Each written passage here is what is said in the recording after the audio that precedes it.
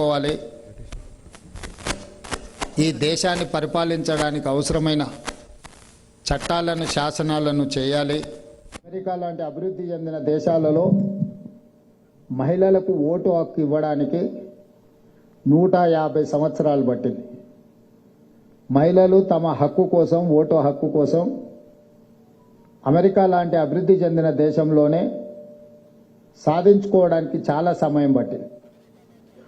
కానీ భారతదేశం స్వతంత్రం వచ్చిన ఎంబడే రాజ్యాంగంలోనే పురుషులతో పాటు సమానమైన ఓటు హక్కును, ఈ దేశంలో మహిళలకు ఓటు హక్కును కల్పించడం ద్వారా మొట్టమొదటి ప్రధానమంత్రి పండిత్ జవహర్లాల్ నెహ్రూ గారు ఈ దేశం యొక్క అభివృద్ధిలో మహిళల్ని పురుషులతో పాటు సమానమైన హక్కును కల్పించడం, మొట్టమొదటిగా వారి ఓటు హక్కు ఇవ్వడం ద్వారా వారికి అవకాశం కల్పించింది. ఆ తర్వాత ఈ దేశం యొక్క రాష్ట్రపతిగా, ఈ దేశానికి ప్రధానమంత్రిగా, ఈ దేశ లోక్సభలో స్పీకర్గా, హైకోర్టులకు చీఫ్ జస్టిసులుగా, వివిధ రాష్ట్రాలలో గవర్నర్గా, వివిధ రాష్ట్రాలకు చీఫ్ సెక్రటరీలుగా మహిళలకు అవకాశం ఇచ్చి మహిళల ఆధ్వర్యంలో పరిపాలన, ప్రజల యొక్క పరిపాలనను, చట్టాలను, శాసనాలను చేయడానికి సంపూర్ణమైన అవకాశాన్ని కాంగ్రెస్ పార్టీ ముందు భాగాన నిలబడి ఈ కార్యక్రమాలన్నిటినీ తీసుకురావడం జరిగింది. అదేవిధంగా మహిళలకు విద్యా ఉద్యోగాలలో రిజర్వేషన్లే కాకుండా స్థానిక సంస్థల్లో మహిళలకు రిజర్వేషన్లు ఇవ్వాలి. Panchayati Raj or municipal urban administration, rural and urban local బాడీస్లో మహిళలకు రిజర్వేషన్లు ఇవ్వడం ద్వారా సర్పంచులుగా, ఎంపీపీలుగా, జిల్లా పరిషత్ చైర్పర్సన్స్గా, మున్సిపల్ కౌన్సిలర్లుగా, కార్పొరేటర్స్గా, మున్సిపల్ చైర్పర్సన్స్గా, మేయర్లుగా స్థానిక సంస్థలలో మహిళలకు అవకాశం ఇవ్వడం ద్వారా పరిపాలనలో వాళ్ళని భాగస్వాములను చేసే ప్రయత్నం కాంగ్రెస్ పార్టీ తీసుకొచ్చింది. మొట్టమొదట చట్టసభలలో కూడా, శాసనసభలో, లోక్సభలో మహిళలకు రిజర్వేషన్లు అందించాలి అని 2013లో రాజ్యసభలో బిల్లును ఆమోదింపజేయడం ద్వారా ఈ రాష్ట్రంలో, ఈ దేశంలో శాసనాలను చెయ్యాలి, శాసనాలను అమలు చెయ్యాలి అంటే మహిళల యొక్క ప్రాతినిధ్యం ఉండాలి, చట్టాలు, శాసనాలలో వాళ్ళ భాగస్వామ్యం ఉండాలి అని శాసనసభలలో, లోక్సభలో మహిళా రిజర్వేషన్ల కోసం కూడా ఆనాడు చట్టాన్ని చేయడం జరిగింది. ఈ రోజు వరకు కొన్ని అంశాలలో మహిళల పట్ల కొంత వివక్ష ఈ సమాజంలో ఉన్నది.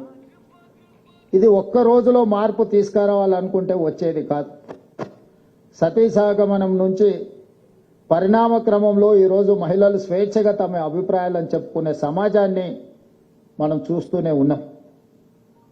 ఈరోజు ఈ సమాజం, ఈ రాష్ట్రం అభివృద్ధి జరగాలి అని అంటే మహిళలకు రక్షణ కల్పించాలి, చిన్నపిల్లలకు భద్రతను ఇవ్వాలి అనేది మా ప్రభుత్వం బాధ్యతగా భావించింది. అందుకే గత ప్రభుత్వాలు సి టీమ్స్ ప్రవేశపెడితే ఎక్కడైనా మహిళల పట్ల వివక్ష ప్రదర్శించినా, మహిళల పట్ల అవహేళనగా మాట్లాడినా శిక్షించడానికి అవసరమైన సి టీమ్స్ను మనం గతంలో ఏర్పాటు చేసుకోవడం జరిగింది. ఆ తర్వాత అంతర్జాతీయ మహిళా దినోత్సవ సందర్భంగా మార్చ్ 8 స్టాండ్ విత్ హర్ అనే ప్రోగ్రాంని తీసుకొని వచ్చి అభద్రతకు లోనైన, సమాజంలో వివక్షకు లోనైన మహిళలకు తోడుగా నిలబడాలి. ఎక్కడైనా పబ్లిక్ ప్లేస్లో ఒక మహిళ పట్ల అవహేళనగా ఎవరైనా మాట్లాడితే పక్క నుండే మనం ప్రేక్షకులుగా మారకుండా దాన్ని నిలువరించడానికి అవసరమైన చర్యలు తీసుకోవాలి. అవసరమైన అధికారులకు సమాచారాన్ని అందించే బాధ్యతను స్టాండ్ విత్ హర్ అనే ప్రోగ్రాం తీసుకొని మహిళలకు రక్షణ కల్పించాలన్న ఆలోచన మన రాష్ట్ర ప్రభుత్వం చేసింది. ఆ కార్యక్రమాన్ని తీసుకున్నాం. ఈరోజు ఇంకొక అడుగు ముందుకేసి హైదరాబాద్ నగర police commissioner, Telangana police department ఈరోజు స్పందన పేరు మీద ఒక టీంని 24/7 డయల్ 100 కానీ డయల్ 112 కానీ చేస్తే తక్షణమే బాధితుల దగ్గరికి వెళ్ళడానికి ఫస్ట్ రీచ్ కింద వీళ్ళు ముందు వెళ్ళి ఆ మహిళల్ని కానీ ఆ చిన్నపిల్లల్ని కానీ వాళ్ళకు ఒక మానసిక ధైర్యాన్ని ఇవ్వడం, నేరస్తులను శిక్షించడము, నేరస్తులను గుర్తించడము, నేరస్తులను శిక్షించడం, చట్టపరంగా వాళ్ళ మీద పెట్టాల్సిన కేసులు, ఇవి పరిణామ క్రమంలో తీసుకునే చర్యలు.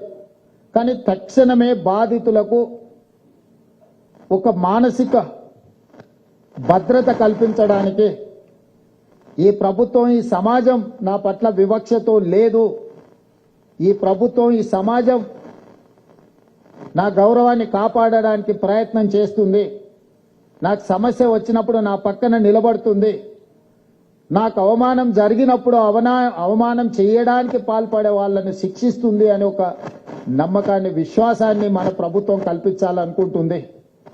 అందుకే ఈనాడు పోలీస్ డిపార్ట్మెంట్ ఇలాంటి కార్యక్రమాలు ఏవి తీసుకున్నా, షీ టీమ్స్ కానీ, స్టాండ్ విత్ హర్ కానీ, స్పందన తక్షణ రక్షణ విషయంలో కానీ, ముఖ్యమంత్రిగా నేనే ప్రత్యక్షంగా ఎందుకు పాల్గొంటున్నాను అని అంటే, కింది స్థాయి సిబ్బందికి ఒక సందేశాన్ని, ఒక ఆదేశాన్ని నేను ఇవ్వదలుచుకున్నా.